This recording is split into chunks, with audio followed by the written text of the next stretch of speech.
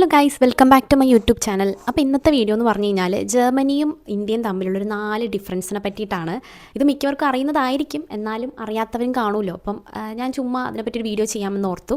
അപ്പോൾ അതാണ് ഗൈസ് ഇന്നത്തെ ഒരു വീഡിയോ. അപ്പോൾ നമുക്ക് വീഡിയോയിലേക്ക് പോവാം. അപ്പോൾ ആദ്യം തന്നെ എനിക്ക് പറയാനുള്ളത്, ആദ്യത്തെ ഒരു ഡിഫറൻസ് എന്ന് പറഞ്ഞാൽ ഫാന്. അതായത് ഇവിടെ ജർമ്മനിയിൽ ഫാൻ അവർ യൂസ് ചെയ്യത്തില്ല, നമ്മുടെ നാട്ടിലെ പോലെ. ഇവിടെ ഫാൻ എന്ന് പറഞ്ഞൊരു സാധനമേ നമുക്ക് കാണാൻ പറ്റത്തില്ല, കടയിൽ പോലും ഞാൻ കണ്ടിട്ടില്ല. ടേബിൾ ഫാനൊക്കെ ചില വീട്ടിൽ കാണുമായിരിക്കും, എന്നാലും അത് ഭയങ്കര അപൂർവമാണ്. അവർ മിക്കപ്പോഴും ജനൽ തുറന്നിടും, അങ്ങനെയൊക്കെയാണ് ചെയ്യാറ്. ഇവിടെ ഫാൻ എന്ന് പറഞ്ഞൊരു സാധനമേ ഇല്ല. പിന്നെ ജർമ്മനിയിലെ ക്ലൈമറ്റ് എന്ന് പറഞ്ഞാൽ ഇവിടെ ഒരു പ്രോപ്പർ സമ്മറില്ല. അപ്പോൾ അതുകൊണ്ട് തന്നെ കുറച്ച് നാളെ സമ്മർ കാണുള്ളൂ. ആ സമ്മർ ടൈമിൽ ഇവർ ജനലൊക്കെ തുറന്നിട്ട് കിടക്കും രാത്രി, അങ്ങനെയൊക്കെയാണ് ഇവരിവിടെ ചെയ്യാറ്. അപ്പോൾ എനിക്ക് വന്ന സമയത്ത് ഭയങ്കര ബുദ്ധിമുട്ടായിരുന്നു. ഞാനെന്നൊക്കെ പറയുമ്പോൾ ഫാൻ്റെ ശബ്ദം ഇല്ലാതെ ഉറങ്ങാൻ പറ്റാത്ത ഒരാളായിരുന്നു. കാരണം എൻ്റെ അമ്മനെ എണീപ്പിച്ചുകൊണ്ടിരുന്നത് രാവിലെ വന്ന് ഫാൻ ഓഫ് ചെയ്താൽ ഞാൻ ആ സ്പോട്ടിൽ എണീക്കും, പിന്നെ ഉറങ്ങാൻ പറ്റത്തില്ല. കറണ്ട് പോയാൽ ഞാൻ രാത്രി എണീക്കും. അപ്പോൾ ഫാൻ എന്ന് പറയുന്നൊരു സാധനം എനിക്ക് ഭയങ്കര നിർബന്ധമായിരുന്നു. അറ്റ്ലീസ്റ്റ് അതിൻ്റെ സൗണ്ടെങ്കിലും കേട്ടില്ലെങ്കിൽ എനിക്ക് ഉറങ്ങാൻ പറ്റില്ലായിരുന്നു. അപ്പോൾ അങ്ങനെയുള്ള ഒരാളായിരുന്നു ഞാൻ.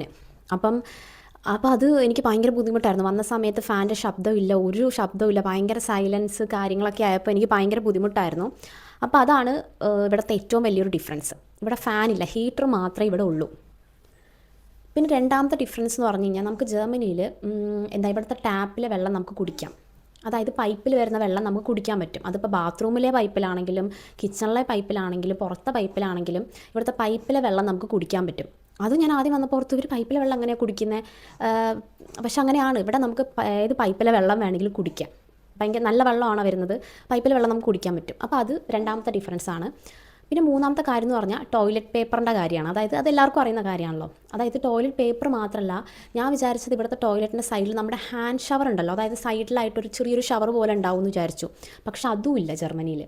അതായത് ടോയ്ലറ്റ് പേപ്പർ മാത്രമേ ഉള്ളൂ, ഷവർ, ആ ഹാൻഡ് ഷവർ പോലും ടോയ്ലറ്റിൻ്റെ സൈഡിൽ കാണത്തില്ല. അപ്പം അങ്ങനൊരു സംഭവം ഇവിടെ ഉണ്ട്. അപ്പം അധികം മലയാളീസ് എനിക്ക് തോന്നുന്നു അവർ സ്വന്തമായിട്ട് നിൽക്കുന്നവരാണെങ്കിൽ അവർ ബക്കറ്റ് കാര്യങ്ങളൊക്കെ വാങ്ങിക്കും. എൻ്റെ ചില ഫ്രണ്ട്സ് ഇതുപോലെ ഹാൻഡ് ഷവർ വെച്ചവരുണ്ട് നിൽക്കുന്ന വീട്ടിൽ.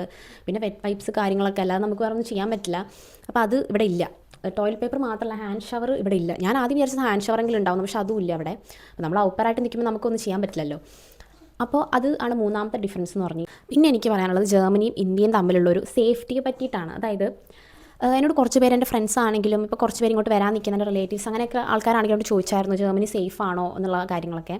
അതായത് സേഫ് ആണോ എന്ന് ചോദിച്ചാൽ എനിക്ക് പറയാനുള്ളൊരു കാര്യം എന്ന് പറഞ്ഞാൽ, നമ്മുടെ നാട്ടിലേക്കാളും കുറച്ച് ഭ്രാന്തന്മാർ ഇവിടെ ഉണ്ട്. ആക്ച്വലി ഭ്രാന്തന്മാരെന്ന് പറഞ്ഞു കഴിഞ്ഞാൽ ഈ രാത്രി സമയങ്ങളിലൊക്കെ ചുമ്മാ വെള്ളം അടിച്ച് എന്താ പറയുക, ഭയങ്കര അലമ്പാക്കി ഭയങ്കര ഒച്ചയൊക്കെ ഉണ്ടാക്കുന്ന ആൾക്കാരുണ്ട്. പ്രത്യേകിച്ച് റെയിൽവേ സ്റ്റേഷനിലൊക്കെ രാത്രി പോയാൽ നമുക്ക് കാണാൻ പറ്റും. ഭയങ്കര അലമ്പാക്കുന്ന കുറേ ഭ്രാന്തന്മാരുണ്ട്. വെള്ളം അടിച്ച് ബോധമില്ലാതെ കഞ്ചാവൊക്കെ അടിച്ചിട്ട് അങ്ങനെ കുറച്ച് ടീംസ് ഉണ്ട് ഇവിടെ. പക്ഷെ എന്താ പ്രത്യേകത എന്ന് വെച്ച് കഴിഞ്ഞാൽ, അവർ നമ്മുടെ പെർമിഷൻ ഇല്ലാതെ നമ്മളൊന്നും ചെയ്യില്ല. നമ്മുടെ പെർമിഷൻ ഇല്ലാത്ത ഒരു കാര്യം അവർ ചെയ്യില്ല.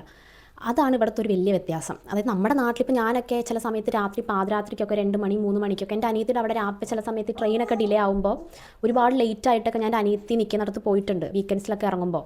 അപ്പോൾ എൻ്റെ അനിയത്തിക്ക് ഭയങ്കര പേടിയാണ്. കാരണം അവരുടെ ഏരിയ എന്നൊക്കെ പറയുമ്പോൾ ആ ഒരു ടൈമിൽ കുറേ ഡ്രഗ് ഡീലേഴ്സും കാര്യങ്ങളൊക്കെ വരുന്ന ഒരു ഏരിയ ആണ്. അപ്പോൾ അവൾക്ക് ഭയങ്കര പേടിയാണ് ആക്ച്വലി. അപ്പം ആ സമയത്തൊക്കെ ഒരുപാട് ആൾക്കാരുണ്ട്, ഭ്രാന്തന്മാർ. ഞാൻ നടക്കുന്ന സ്ഥലത്തൊക്കെ ഉണ്ടാവും. ആ സമയത്ത് ആരും കാണത്തില്ല, ഇടവഴി കാര്യങ്ങൾ രാത്രി. സത്യം പറഞ്ഞാൽ നമ്മുടെ നാട്ടിലൊക്കെ ആണെന്നുണ്ടെങ്കിൽ ചോദ്യം പറിച്ചിലൊന്നും കാണാതെ നമ്മൾ ആ സ്പോട്ടിൽ തട്ടിക്കൊണ്ട് പോയേനെ. പക്ഷേ ഇവിടുത്തെ ഒരു വ്യത്യാസം എന്ന് പറഞ്ഞു കഴിഞ്ഞാൽ, ചിലപ്പോൾ അവർ കമൻ്റ് അടിക്കുമായിരിക്കും, പക്ഷെ ഒരിക്കലും നമ്മുടെ പെർമിഷൻ ഇല്ലാതെ നമ്മുടെ ദേഹത്ത് അവർ തൊടത്തില്ല. നമ്മൾ അവരെ ഉപദ്രവിക്കാൻ ചെല്ലാണ്ടിരുന്നു കഴിഞ്ഞാൽ അവർ നമ്മളൊന്നും ചെയ്യില്ല. അതാണ് ഇവിടുത്തെ ഒരു വ്യത്യാസം. കുറേ പ്രാന്തന്മാർ കുറേ അലമ്പുണ്ടാക്കുന്ന ആൾക്കാരുണ്ട്, പക്ഷേ നമ്മുടെ പെർമിഷൻ ഇല്ലാതെ ആരും ഒന്നും ചെയ്യില്ല. അതാണ് ഇവിടുത്തെ ഏറ്റവും വലിയ വ്യത്യാസം. നമ്മുടെ നാട്ടിലൊക്കെ അങ്ങനെ അല്ലല്ലോ. നമ്മുടെ നാട്ടിലൊക്കെ എനിക്ക് തോന്നുന്നു ഒരു 9 മണിക്ക് പോലും പെൺപിള്ളേർക്ക് രാത്രി വിശ്വസിച്ച് പുറത്തിറങ്ങാൻ പറ്റാത്ത അവസ്ഥയാണ്. അത് ഒത്തിരി ആൾക്കാരുള്ള സ്ഥലമാണെങ്കിൽ പോലും നമുക്ക് വിശ്വസിച്ചിറങ്ങാൻ പറ്റത്തില്ല. പക്ഷേ അത് വെച്ച് നോക്കുമ്പോൾ ഇവിടെ ഭയങ്കര സേഫ് ആണെന്നാണ് എൻ്റെ ഒരു അഭിപ്രായം. ഭയങ്കര സേഫാണ്. കാരണം നമ്മുടെ പെർമിഷൻ ഇല്ലാതെ ആരും ഒന്നും ചെയ്യില്ലല്ലോ. അപ്പോൾ അത് നല്ലൊരു കാര്യമായിട്ട് എനിക്ക് തോന്നുന്നു. അപ്പോൾ ഇതാണ് എനിക്ക് ജർമ്മനിയെ പറ്റി പറയാനുള്ളൊരു 4 വ്യത്യാസം, ഡിഫറൻസ്. ചുമ്മാ ഇരുന്നപ്പോൾ അത് ഒരു വീഡിയോ ആയിട്ട് ചെയ്യണം തോന്നി, അതുകൊണ്ട് മാത്രം ചെയ്തതാണ്. വലിയ ഹെൽപ്ഫുള്ളോ കാര്യങ്ങളൊന്നും അല്ല. പക്ഷേ അറിയാത്തവർക്കൊക്കെ ആണെന്നുണ്ടെങ്കിൽ അറിയാമല്ലോ. അപ്പോൾ അതുകൊണ്ട് ഞാൻ പറഞ്ഞു, എനിക്ക് ഒരുപാട് പേര് ചോദിച്ച കാര്യമാണ് ഈ സേഫ്റ്റിയെ പറ്റി. അപ്പോൾ അതും ഒരുപാട് പേർക്ക് ഞാൻ മെസ്സേജ് അയച്ചിട്ടുണ്ട്. അപ്പോൾ ഇതാകുമ്പോൾ ഒരു വീഡിയോ ആയിട്ട് ഇരിക്കട്ടെ എന്ന് ഞാൻ വിചാരിച്ചു. ഞാനാണെങ്കിൽ എൻ്റെ ഫാമിലിയുടെ കൂടെ ഉർളവ് പോയിരിക്കുകയായിരുന്നു മോണ്ടനീഗ്രോയിൽ. കുറച്ച് 2 ദിവസം മുന്നെയാണ് വന്നത്. ഭയങ്കര വെയിലും കാര്യങ്ങളൊക്കെ ആയിട്ട് ടാൻ അടിച്ച് ഭയങ്കര, പിന്നെ കുറേ ഹെൽത്ത് ഇഷ്യൂസ് കാര്യങ്ങൾ, പിന്നെ കുറേ പണി ഉണ്ടായിരുന്നു. അങ്ങനെയൊക്കെ ആയിട്ട് എനിക്ക് വീഡിയോസ് ഒന്നും ചെയ്യാൻ പറ്റുന്നില്ല. ഒരുപാട് നാളായി ഞാൻ അവിടെ പോയിട്ട് തന്നെ. ഇപ്പോൾ ഒരു മാസത്തിന് ഒരു 2-3 ആഴ്ചകൾ അവിടെ ആയിരുന്നു. അപ്പോൾ എനിക്ക് അടുപ്പിച്ച് വീഡിയോസോ കാര്യങ്ങളൊന്നും ഇടാൻ പറ്റുന്നില്ല. കുറേ പേര് എന്നോട് ചോദിച്ചു വീഡിയോ ഇടാവോ, ഡേ ഇൻ മൈ ലൈഫൊക്കെ ഇട്ടൂടെ എന്നൊക്കെ. എനിക്ക് ആഗ്രഹമുണ്ട്, പക്ഷെ ഒന്നും ഇടാനും പറ്റുന്നില്ല. പിന്നെ കുറേ പേര് എനിക്ക് മെസ്സേജ് അയച്ചവരുണ്ട്, അവർക്കൊന്നും എല്ലാവർക്കും റിപ്ലൈയും കൊടുക്കാൻ പറ്റിയിട്ടില്ല. അപ്പോൾ അതാണ് കാരണം. ഇനി തൊട്ട് വീഡിയോസ് ഇട്ട് തുടങ്ങണം. അപ്പോൾ അതുകൊണ്ട് ഞാനോർത്ത് ഇങ്ങനെ ഒരു വീഡിയോ ഇടാമെന്ന് വിചാരിച്ചിട്ട് അങ്ങനെ ഇട്ടതാണ്. അപ്പോൾ അത്രയേ ഉള്ളൂ ഇന്നത്തെ ഒരു വീഡിയോ. നെക്സ്റ്റ് വീഡിയോയിൽ കാണാം. ബൈ.